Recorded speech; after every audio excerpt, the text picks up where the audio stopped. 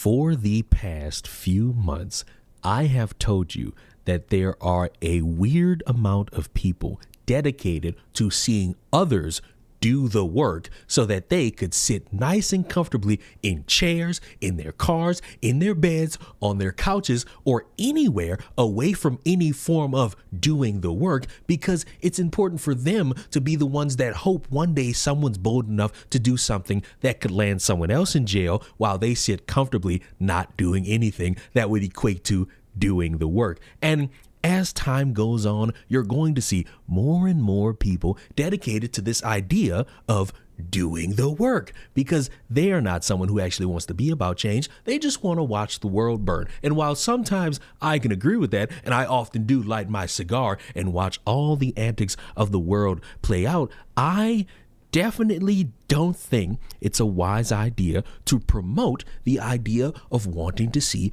others die. And we're going to go through this in a step-by-step process. Step one, the racial aspect of doing the work, because when you're having these tensions and these nice little boiling pots of racial conversation and racial discrimination, and you're having all these various examples of people being evil to one another, you would want to come up with a great idea on how to solve that, right? Because we all, even though we all know it's pie in the sky, want to live in a world where no one really hates each other on the basis of nothing but skin color, but the actions behind what one does. But we don't live in that type of world. We live in a world of mischaracterizations, judgments, stereotypes that every single race plays into. Oh, but this race does it more. Shut the fuck up. Your race does it too. And when we're talking about ways to solve these issues, I don't think trying to, without any type of government power, deporting specifically white people is going to do anything.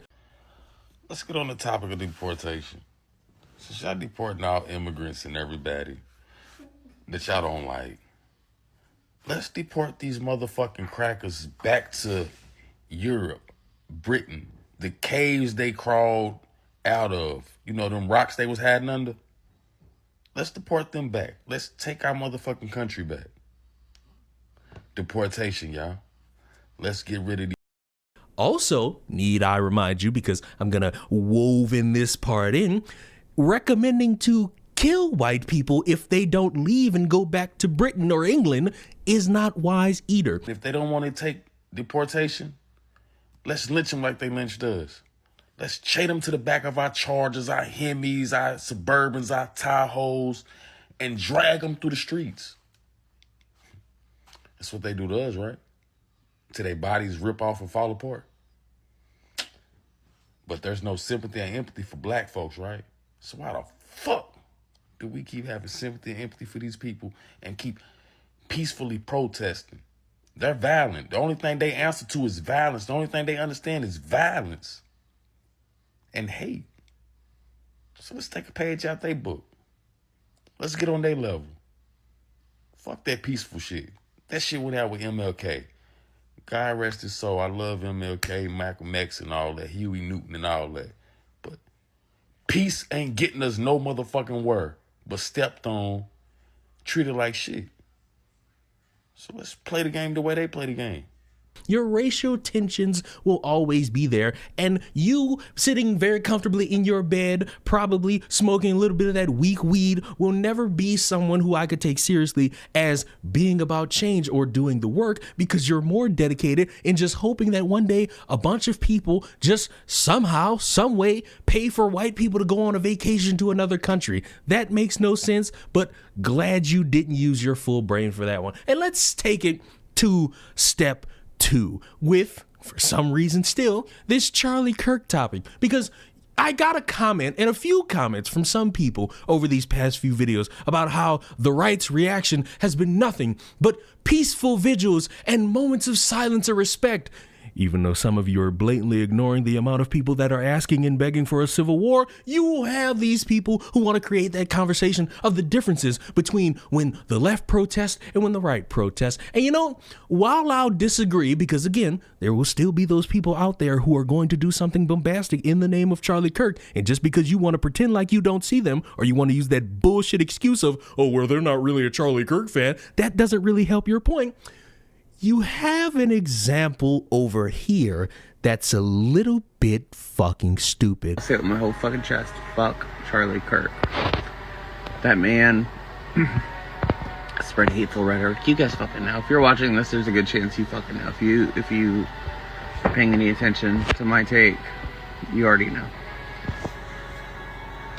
But I think what people don't realize is how much privilege is coming from the people who feel like they're left-leaning, but suddenly, as soon as things get violent, as soon as things get bloody, not me. No, I have too much empathy.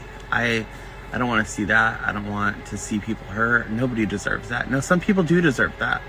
People whose lives are causing death and harm to others, they fucking deserve it. Hey, dumbass, you're white. Many.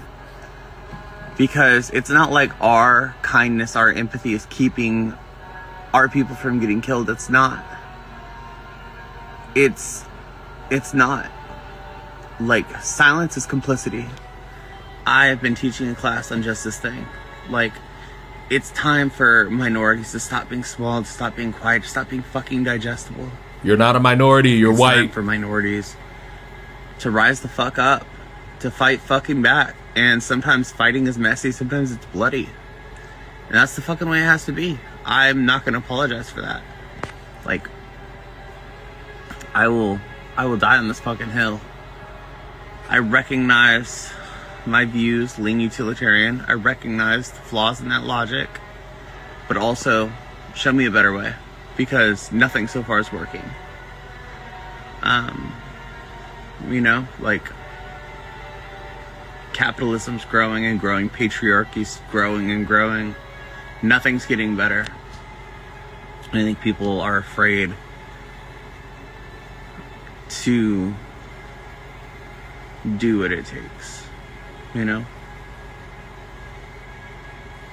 Like, even when you're not the one getting your hands dirty, don't condemn those who are so fucking done that they did what they had to do to take a stand. Like, no, killing one person isn't gonna fix things, but making people afraid to speak that kind of rhetoric, making people think twice, making people feel not empowered, yeah, that will. So, I don't know. I know that there's a lot of emotion and logical flaws in my argument, but I think even if you strip all that away, I don't think the core premise is wrong.